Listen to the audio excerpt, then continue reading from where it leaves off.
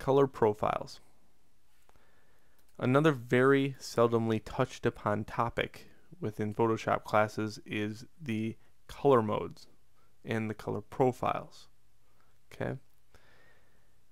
And maybe why they're not touched upon very often is the fact that everybody just takes advantage of RGB color, and that's it.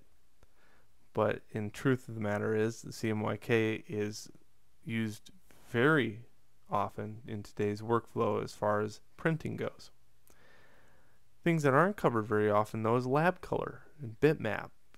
You know, what are these? Grayscale comes along with the ride because we're used to older computers, but grayscale is very, very important.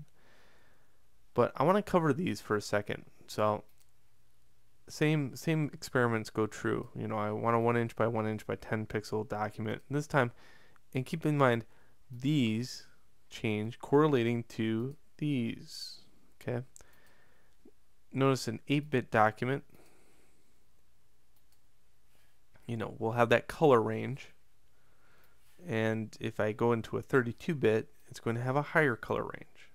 Okay, so that's what I mean by it doubles into whatever you're knowing now, whatever you studied before as far as color being gradually put from one corner to the next matches these color modes. Now, that being said, you know, I might want to change this to, you know, a red and a blue.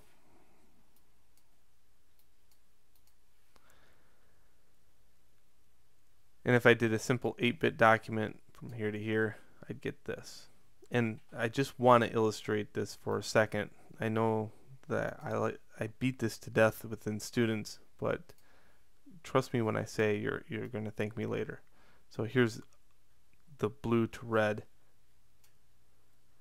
and you notice the blue to red here really does have a lot of purples in it, a lot of pinks, and the blue didn't even come through. The blue is more of like a cobalt blue, and then the red is a very hot red. So if you look here, it's a more vivid blue and just plain red blue. So that's what I'm saying, that the value ranges are just insane with 32-bit. So Rgb Workspace, very simply stood, is if we look at the channels, we got red, green, and blue, and they make up these colors. Okay. Notice there's no green in this document. Okay, green's all black because I only have red and blue. But if I added a little green dot in here, let's say I put a green dot just to illustrate.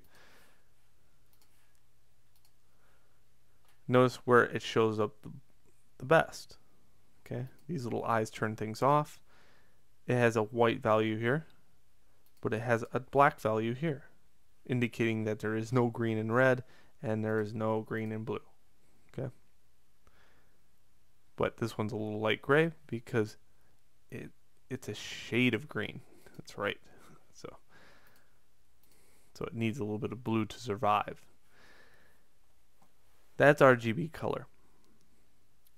Now, another thing I want to point out is this. Your color palette, just by going into RGB sliders, can I adjust certain colors? So now I can put yellow in there. Okay. I use this quite often.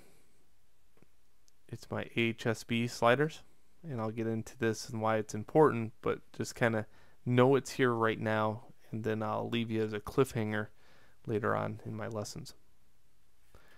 Now, if I went into here and made, let's say, a Cmyk document,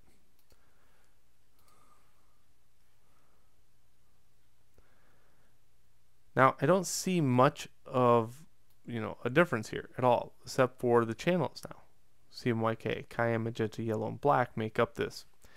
That means if I went to go steal these colors, and I can steal them by using the Alt on the keyboard, and I can switch this around so I can now steal the blue, and now I have red and blue.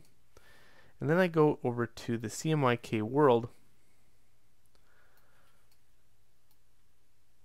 zoom in, and make a gradient from here to here. Okay. Wow, that's horrible, right? Absolutely horrible. And why that is it's because there is a smaller gambit. And gambit is a variety of colors.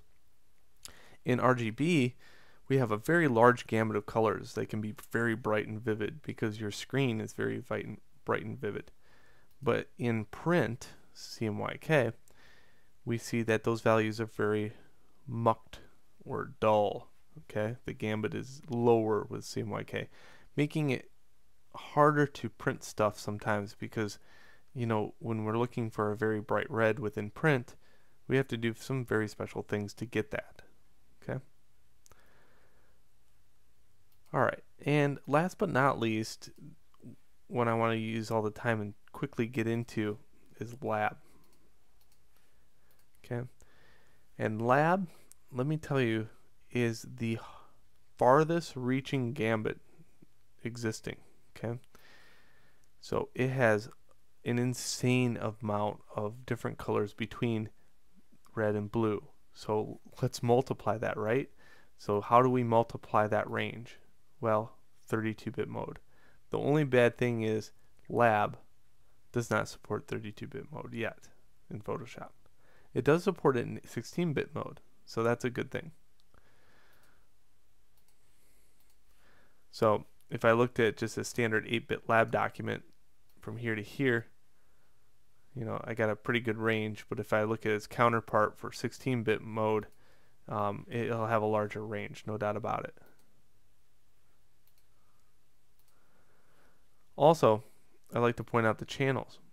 Notice A and B channel. These contain all your color information, and this one contains your black and white values. So you've now separated color against light. And that is how the human eye sees things. It's not like if you turn out the lights in your bedroom, everything magically turns to a new tint of red, black, or green, or whatever. You know what I mean? Your colors in your room don't change. Your eyes change, correlating to the light and how you perceive the color. That is the power of lab, because now we can use that same color range, that very large gambit of colors, into our illustration. All right, please move on to the next video.